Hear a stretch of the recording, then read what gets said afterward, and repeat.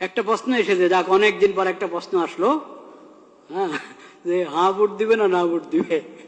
আচ্ছা, সুবহানাল্লাহ। দেখেন, হ্যাঁ না দুইটা অপশন আছে কি নাই? অপশন যখন দুইটা আছে, এখন সবাই তো বলছে, সরকারও চাচ্ছে হাতে ভোট দেওয়া হোক, হাতে ভোট দিলে দেশের ফায়দা হবে, নাতে ভোট দিলে দেশের উন্নতি বাধাগ্রস্ত হবে। সরকারও বলছে হাতে দিলে দেওয়া উচিত, উৎসাহ দিচ্ছে। অনেক দলকে দিয়ে বলানো হচ্ছে, বা অনেক দল নিজেরাও স্বতঃস্ফূর্ত বলছে হাতে ভোট দেওয়া হোক। কিন্তু অপশন যখন দুইটা আছে, এর মানে নাতে ভোট দেওয়ার অধিকার আছে কি নাই? আছে, নাহলে তার দরকার নেই ভোটের। হ্যাঁ না দুটো যখন আমাকে দেখাচ্ছেন যে হাতে ভোট দাও বা নাতে ভোট দাও, এর মানে অধিকার দেওয়া আছে সরকারের পক্ষ থেকে। আপনি নাতেও দিতে পারেন, হাতেও দিতে পারেন। নাতে দিলে এটা অপরাধ হবে না, দণ্ডনীয় অপরাধ হবে নাকি নাতে দিলে? তাহলে হ্যাঁ না দুইটার ভোট অপশন রাখলো কেন? আপনি বুঝতে হবে আপনি কি করবেন। বাধ্য হয়ে দিবেন না ভোট, নিজেকে বাধ্য মনে করবেন না যে আমাকে হাতেই দিতে হবে। বাধ্য করে না কেউ আপনাকে, কিন্তু এক ধরনের যন্ত্রণায় ফেলেছে আমাদেরকে। নির্বাচন কমিশন হোক, সরকার হোক, বিদেশিরা হোক, আমাদেরকে এক ধরনের কিসের মধ্যে ফেলেছে? যন্ত্রণায়, পেরেশানিতে ফেলেছে। দেখেন, একটা প্রশ্ন, কথার কথা, একটা বোঝার জন্য একটা প্রশ্ন আপনি করলেন, ঢাকা এটা কি বাংলাদেশের রাজধানী না ইন্ডিয়ার রাজধানী? টিক চিহ্ন দিবেন, আপনি হ্যাঁ বা না বলবেন। কি বলবেন? হ্যাঁ। ঠিক আছে, বাংলাদেশ ইন্ডিয়ার রাজধানী, হ্যাঁ বা না, কি বলবেন? না। এখন আপনাকে প্রশ্ন করে, ঢাকা দিল্লি এটা বাংলাদেশের রাজধানী না, কি বলবেন? ঢাকা এবং দিল্লি বাংলাদেশের রাজধানী,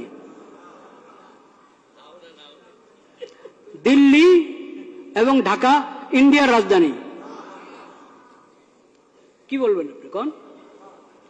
তো এখানে যে এরকম করে রেখেছে 5-6টা জিনিস, আপনি হ্যাঁ বললে সবগুলোকে হ্যাঁ বলবেন, না বললে সবগুলোকে কি বলবেন? কেন অপশন নাই কেন? 5 টাকায় আলাদা আলাদা ভোট নেন।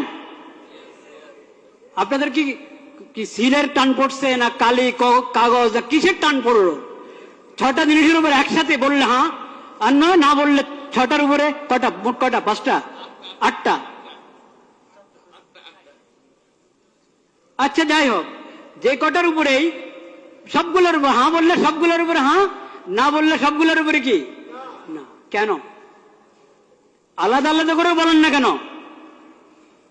এখন তো মানুষকে মুসিবতে ফেললেন। সে আপনার 4 কথা বা 5 কথা বা যত কথাই আছে, কথার কোনোটার সাথে একমত, কোনোটার সাথে কিনা একমত না। আলাদা আলাদা থাকলে সে আলাদা আলাদা উত্তর দিত, একটা দিত হ্যাঁ, একটা দিত না। এখন আপনি তাকে বাধ্য করলেন, হ্যাঁ বললে সবগুলোর উপরে বলো, না বললে সবগুলোর উপরে বলো। আমি তো সবগুলোর উপরে হ্যাঁ বলতে পারছি না, আমি তো সবগুলোর উপরে নাও বলতে পারছি না। কেন আমাকে বাধ্য করা হলো?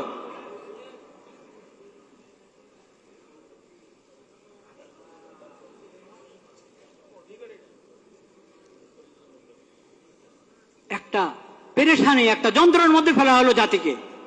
ভোট দিলে সবগুলোর উপরে হ্যাঁ বলো, আর না বলতে হলে সবগুলোর উপরে না বলো। কিন্তু আপনারা ভয় পাবেন না, হার মধ্যে যেহেতু অনেক অন্যায় কথা আছে, আপনি বুঝে শুনে ভোট দেন। এই কথা কখনো ভাববেন না, এসব প্রতারণাতে আসবেন না যে নাতে ভোট দিলে দেশের উন্নতি রুখে যাবে, দেশের উন্নতি বাধাগ্রস্ত হবে, কখনো না। দেশের কিসমত যদি ভালো হয়, জনগণের কিসমত যদি ভালো হয়, শাসকদের যদি নিয়ত ভালো হয়, তাহলে না ভোট, সবাই নার মধ্যে ভোট দিলেও দেশের উন্নতি চলতে থাকবে ইনশাআল্লাহ। আর যদি নিয়ত ভালো না থাকে, কিসমতও ভালো না, নিয়তও ভালো না, এমন যদি হয়, তো সবাই হাতে ভোট দাও, কাজ হবে না, কাজ হবে না। ভোট একটা আমানত, ভোট একটা আমানত, এটাকে বুঝে শুনে ব্যবহার করেন। একটা অধিকার, এই অধিকার, ভোটের অধিকার একটা আমানত, এই অধিকারকে বুঝে শুনে ব্যবহার করেন, চিন্তা ফিকির করেন। আল্লাহর কাছে দোয়া করেন, আল্লাহ আমি যাতে সঠিক ভোট দিতে পারি সেই তৌফিক আমাকে দান করেন। এটা তামাশার বিষয় না। প্রতারিত হয়ে বাধ্য হয়ে ভোট দিবেন না, লোভে পড়ে ভোট দিবেন না, চিন্তা ভাবনা করে, এবং এটার জন্য দোয়া দুরূদ পড়েন, সালাতুল হাজত পড়েন, অভিজ্ঞদের সাথে মশওয়ারা করেন, নেককার দিনদার মানুষের সাথে মশওয়ারা করেন। শুধু নামের ভিত্তিতে আপনি ভোট দিলে হবে? শুধু মার্কার ভিত্তিতে ভোট দিলে হবে? শুধু মনোগ্রাম দেখে ভোট দিলে হবে?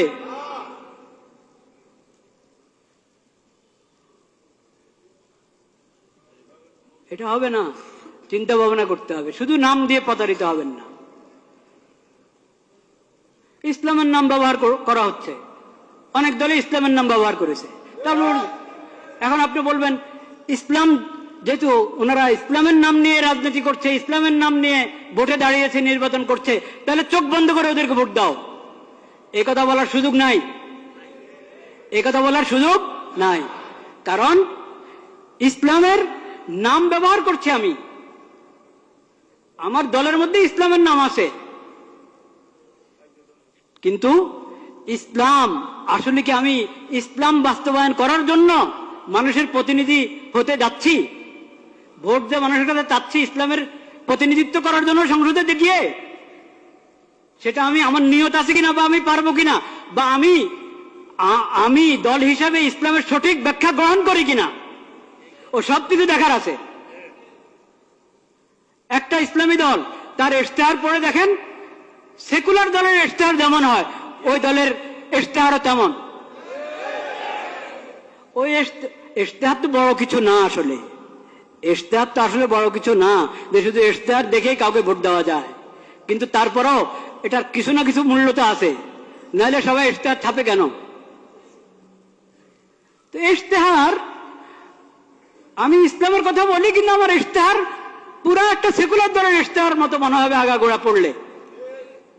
তো এই জন্য আমি বলছি শুধু ইসলামের নাম, এই কারণে চোখ বন্ধ করে ভোট দিবেন না। আর দলের মধ্যে ইসলামের নাম নাই, শুধু এই কারণে তাকে বলবেন না যে এর ভোট দেওয়াই যাবে না। এখানে বিবেচনার অনেক কিছু আছে। এটা তো দুঃখের বিষয় যে আমরা, আমাদের কাছে ইসলামী খেলাফত ব্যবস্থা নাই। ইসলামী খেলাফত ব্যবস্থা কায়েম করার জন্য কেউ উঠে দাঁড়াচ্ছে না। এটা তো দুঃখের বিষয়, কষ্টের বিষয়। সেই কষ্ট তো আছে, সেই ব্যথা আছে, সেজন্য আমরা ব্যথিত। কিন্তু এখন যারা যারা এই মানবিক দেশ, নিরাপদ দেশ এবং মানবিক দেশ গড়ার জন্য যাচ্ছে, তারা মানবতা কি দিয়ে করবে, প্রতিষ্ঠা করবে? নিরাপত্তা কি দিয়ে বাস্তবায়ন করবে? মানবিক দেশ কিভাবে? মানবতা, কোন মানবতা? পশ্চিমাদের মানবতা না ইসলামী মানবতা? তো ইসলামের কথা তো, ইসলামী মানবতার কথা তো আপনি বলছেন না। ইসলামী মানবতার কথা বলছেন না। যে মানবতা ইসলাম এবং কোরআনের মাধ্যমে পাওয়া যায়, নবীজির সিরাতের মাধ্যমে পাওয়া যায়, সেটা তো আপনি বলছেন না। মানবিক বাংলাদেশ, নিরাপদ বাংলাদেশ, তো এটা যে কোনো সেকুলার দ্বারা বলতে পারে। এজন্য শুধু মনোগ্রামের মধ্যে কোন আয়াত লেখা আছে, শুধু মার্কাটা আর আকর্ষণীয়, দলের নামটা আকর্ষণীয়, এই কারণে প্রতারিত হয়ে, প্রভাবিত হয়ে ভোট অধিকার ব্যবহার করবেন না। ভোট অধিকার ব্যবহার করতে হলে আপনাকে অনেক চিন্তা ভাবনা করতে হবে, অনেক দোয়া করতে হবে আল্লাহ দরবারে, আল্লাহ আমাকে সঠিক ফয়সালা করার তৌফিক দান করো। আর বিশেষভাবে আমি আগেও বলেছি এই দোয়া করেন, এবং এখনো বলছি দোয়া করেন। সেই দোয়া হলো, আল্লাহ যার অন্তরে আপনার ভয় নাই, যাদের অন্তরে আপনার ভয় নাই, আখিরাতের হিসাব দেওয়ার চিন্তা নাই, আপনার মাখলুকের প্রতি যাদের অন্তরে দয়া মায়া নাই, আল্লাহ তাদের হাতে দেশের ক্ষমতা দিয়েন না। যাদের অন্তরে আপনার ভয় আছে, আখিরাতে আপনার সামনে দাঁড়ায় হিসাব দিতে হবে, এই ফিকির যাদের মাথায় আছে, এবং আপনার মাখলুকের প্রতি, আল্লাহর বন্দাদের প্রতি যার অন্তরে দয়া মায়া আছে, ইয়া আল্লাহ তাদের হাতে আপনি ক্ষমতা দেন। এই দোয়া করতে কোনো সমস্যা আছে? কোন দলের নামে নিলাম না আমি, কারণ আমার আল্লাহ সবচেয়ে বেশি জানেন, বাস্তব কথা আল্লাহ জানেন কার হাতে ক্ষমতা গেলে তারা উম্মতের জন্য, আল্লাহর বান্দাদের জন্য, দেশের জন্য কল্যাণকামী হবে, এটা আল্লাহ সবচেয়ে কি জানেন, ভালো জানেন। আল্লাহর হাওলা করে দিলাম, আল্লাহ তাদের হাতে দেন যারা আখিরাতমুখী, আখিরাতের ফিকির আছে, আপনার ভয় আছে যাদের অন্তরে, আপনার মাখলুকের প্রতি যাদের অন্তরে দয়া মায়া আছে, তাদের হাতে ক্ষমতা দেন। যারা আপনার ভয়ও তাদের অন্তরে নাই, আখিরাতে আল্লাহ আপনার সামনে দাঁড়ায় হিসাব দিতে হবে এই ফিকিরও তাদের নাই, আপনার মাখলুকের প্রতি দয়া মায়াও নাই, হ্যাঁ, ইয়া আল্লাহ তাদেরকে আপনি ক্ষমতা দিয়েন না।